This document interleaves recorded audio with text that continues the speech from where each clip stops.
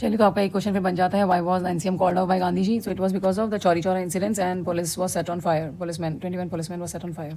अब non cooperation movement के withdrawal के बाद 1922 से लेकर 1930 तक कुछ इवेंट्स होते हैं। एनसीईआरटी में दो ही इवेंट्स मेंशन करें, एक तो था साइमन कमीशन और दूसरा था इरविन अनाउंसमेंट। अब साइमन कमीशन क्या था? साइमन कमीशन बेसिकली इंडिया में आया था इंडिया के कॉन्स्टिट्यूशनल वर्क को चेक करने के लिए, but there was no Indian member in it, so it was violated. Like Lala Lajpat Rai lost his life, and there was a lot of protest when the Simon Commission landed in India. So basically, people they did not give any support, rather they boycotted this commission, and it was a failure. उसके बाद announcement होता है Irwin का. Irwin का announcement क्या होता है? For dominant status. अब डोमिनेंट स्टेटस क्या है? ये इंग्लिश का वर्ड है, इसको हिंदी में क्या बोलते हैं? Self rule.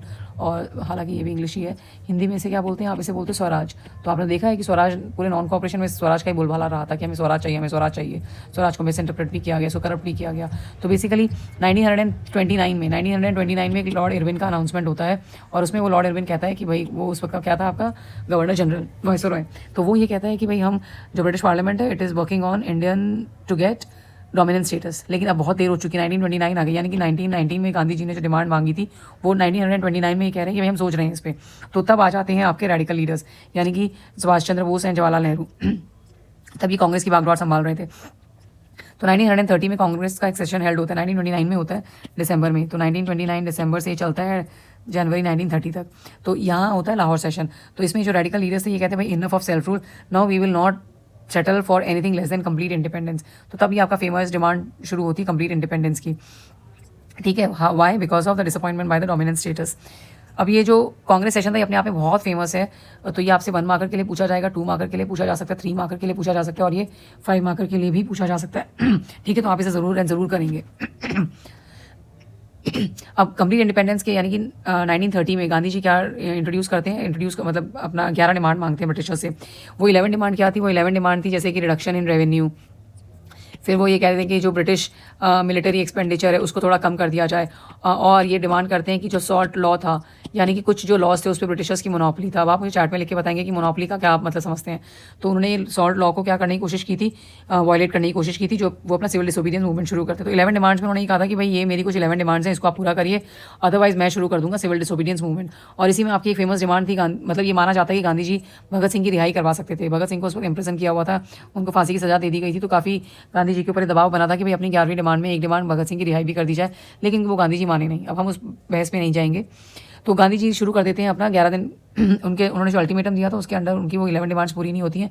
And then Gandhi starts his third stage of non cooperation, that is launch of civil disobedience movement. तो ये बहुत इंपॉर्टेंट आपका कॉन्सेप्ट है, ये आपका आएगा 5 मार्कर के लिए. अब इसमें था कि हाउ ये which all sections participated in the non civil disobedience movement. तो वुमेन थी, रिच एंड पुअर पेजेंट से, इंडस्ट्रियलिस्ट थे, दलित से और मुस्लिम से. We start from women. अब वुमेन का जो पार्टिसिपेशन नॉन कोऑपरेशन में था वो बहुत कम था, लेकिन सिविल डिसोबीडियंस में कई गुना ज़्यादा बढ़ जाता है. लेकिन फिर भी आपने देखेंगे कि एनसीईआरटी में 2 पॉइंट मेंशन कर रखे हैं, that women were not given any duty of responsibility and no post on Congress. They were very reluctant, Indians were very reluctant to give any post to Indian womens. और ये बहुत सुन के आपको हैरानी होगी, देख के आपको हैरानी होगी, जो पहली कांग्रेस की प्रेसिडेंट बनी थी वो 1925 में बनी थी, and that was your tell me who is this SN. इसके पीछे एक बहुत बड़ा मार्केट भी है सरोजनी नगर में. तो चार्ट में लिख के मुझे बताइए कौन थी first women president of Congress in 1925. उसके बाद है आपका rich and poor pageants. Rich and poor pageants में हमेशा एक टसल रहा कि रिच ने पुअर की सपोर्ट नहीं करा, पुअर ने रिच का नहीं करा. कांग्रेस ने रिच को सपोर्ट करा, सोशलिस्ट लीडर्स ने पुअर को सपोर्ट करा, पुअर पेजेंट्स को. और इनकी डिमांड वही आपकी सेम ही थी, लेकिन एक पॉपुलर ये हो जाता है कि इसमें ये नो रेंट कैंपेन लॉन्च कर देते हैं. इसके ऊपर एक पूरी वीडियो मैंने अलग से बनाई हुई है, डिस्क्रिप्शन में लिंक पेस्टेड है, उसको वहाँ वॉच करिए, please watch it. You should not lose any marks in CDM. उसके बाद industrialist and worker class, this also you will see in that video. हम आते हैं दलित्स के ऊपर. दलित्स का पार्टिसिपेशन बहुत ज़बरदस्त नहीं था, ना ही मुस्लिम्स का था. दलित के जो लीडर थे वो थे आपके डॉक्टर भीमराव अम्बेडकर. इन्होंने एक एसोसिएशन सेटअप करी, that was depress class association. इनका और गांधी जी का हमेशा एक वॉर चलता रहा, गांधी जी वर्सेस अम्बेडकर. वो क्या था? वो ये था, गांधी जी का ये मानना था कि जो दलित्स हैं उनकी जो दुर्दशा है वो कौन सुधारेंगे? वो सुधारेंगे सनातनीज. और सनातनीज कैसे सुधारेंगे?